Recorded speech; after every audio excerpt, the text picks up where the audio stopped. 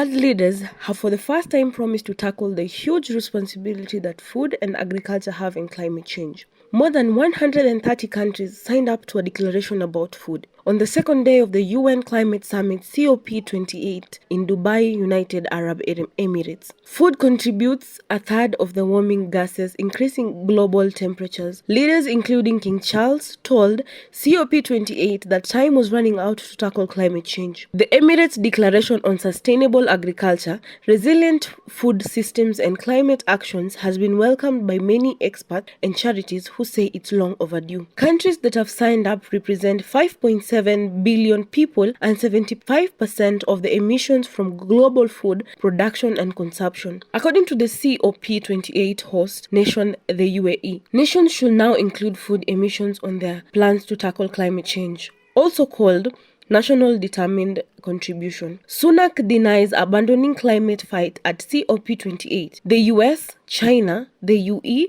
and UK, some of the largest emissions of the greenhouse gases per capita from food, signed up. The declaration sends a powerful signal to the nations of the world that we can only keep the 1.5-degree goal in sight if we act fast to shift the global food system in the direction of greater sustainability and resilience, said Edward Davey, head of research group World Resource Institute in the UK. Debates around food and climate often focus on whether people should eat less meat or dairy. Research has shown that a big meat eater's diet produces 10.24 kg of greenhouse gases each day. And as the food prices have gone up around the world, focus has turned to how growing weather unpredictably caused by climate change could also increase the cost of a supermarket shop. But this declaration is unlikely to lead to government policies like a tax on meat or lower food prices in the short term, says Edward Davey. Eating less meat, like taking cars off the road. Leaders of global organizations represent farmers cautiously welcome the declaration. Esther, head of the Asian Farmers Association representing 13 million farmers, called it a major milestone.